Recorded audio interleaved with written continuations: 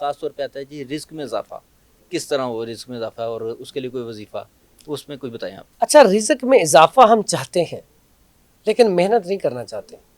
اکثر مجھ سے پوچھیں گے سر کوئی پڑھنے کے لیے بتا دیں ہمارا کام چل جائے۔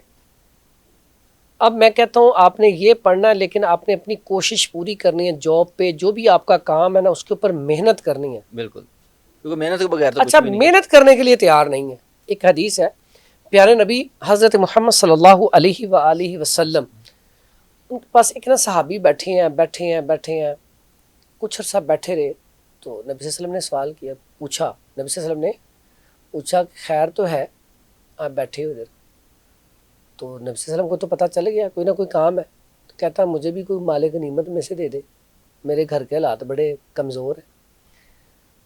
چاہتے تو نبی صلی اللہ علیہ وسلم وہیں پہ اسے مال غنیمت دے دیتے، لیکن نبی صلی اللہ علیہ وسلم نے اسے سوال کیا آپ کے گھر میں کیا ہے؟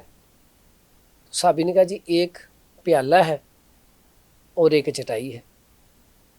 تو نبی صلی اللہ علیہ وسلم نے کہا لے آؤ۔ وہ لے کے آیا تو نبی صلی اللہ علیہ وسلم نے محفل میں صحابہ سے سوال کیا ہے کوئی اس کا خریدار؟ تو ایک صحابی کھڑے ہوئے نے کہا جی 1 دینار۔ پیارے نبی صلی اللہ علیہ وسلم نے کہا نہیں، کوئی اور ہے خریدار؟ دوسرے صحابی نے کہا جی 2 دینار دیتا ہوں میں۔ تو نبی صلی اللہ علیہ وسلم نے کہا ٹھیک ہے لاؤ۔ وہ 2 دینار لیے اور اسے دے دی چیزیں۔ اب 2 دینار لے کے نبی صلی اللہ علیہ وسلم نے اس صحابی کو کہا ایک آپ راشن لے کے گھر دے اور گھر والوں کے کہہ دو کہ اب 10-15 دن میں نہیں آؤں گا، میں نے کام پہ جانا ہے۔ تو دوسرا وہ جب دے کے آ گیا تو دوسرا جو 1 دینار ہے اس کی کلہاڑی خرید کے لاؤ۔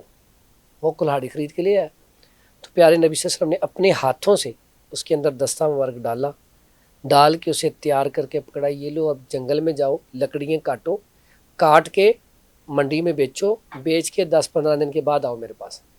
جب وہ آیا 10-15 دن کے بعد تو اس نے وہاں پہ کھانا پینا بھی کھاتا رہا، کام کرتا رہا، تو 10 سے 15 دینار وہ جوڑ کے ساتھ لے آیا۔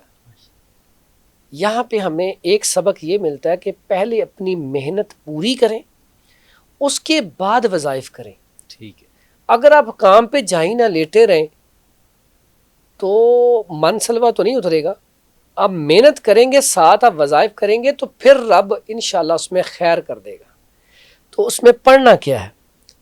رزق کا اضافہ آپ چاہتے ہیں، بڑی سادہ سی یہ حدیث ہے، سبحان اللہ و بحمدہ سبحان اللہ العظیم۔ کتنی بڑی چیز ہے۔ اگر سمندر ہے نا، سمندر کی تہ میں بھی آپ کا رزق ہے، رب وہاں سے بھی آپ کو رزق فراہم کر دے گا۔ اس کو کثرت سے پڑھیں۔ جب آپ اس کو کثرت سے پڑھیں گے نا تو پھر آپ دیکھیں گے کہ اتنی خیر ہے۔ پھر حسبنا اللہ نعم الوکیل نعم المولا و نعم النصیر، جب آپ یہ پڑھتے ہیں تو آپ کہتے ہیں رب میرے لیے تو ہی کافی ہو جا۔ تو جس کے لیے رب کافی ہو جائے اس کو تھوڑ نہیں ہو سکتی۔ تیسرا کلیہ اپنا لیں، زندگی میں مار نہیں کھائیں گے، خیر الناس و من ینفع الناس، لوگوں کا فائدہ کرنا شروع کر دیں۔ جو بندہ لوگوں کا فائدہ کرتا ہے نا، رب اس نے تو رب کے ساتھ تجارت شروع کر لیا، تو جو رب کے ساتھ تجارت شروع کر لے رب اسے رکھ سکتا ہے رزق سے محروم؟ رب کہتا ہے جو میری راہ میں خرچ کرتا ہے نا میں اس کا رزق اتنا بڑھاتا جاتا ہوں اس کی سوچ بھی نہیں ہوتی۔ دیکھیں ہم کسی کا فائدہ کیا کر لیں گے، آپ ہیں کتنا کسی کا فائدہ، 1,00,000 2,00,000 4,00,000 10,00,000 ایک اماؤنٹ ہے نا۔ تو رب جب فائدہ کرنے پہ آتا ہے تو رب کے تو لامحدود ہے نا، سوچ سے بھی زیادہ ہے۔ تو اس لیے یہ 3 کام کریں، 3 عمل کریں، انشاءاللہ آپ کا رزق کم نہیں ہو سکتا۔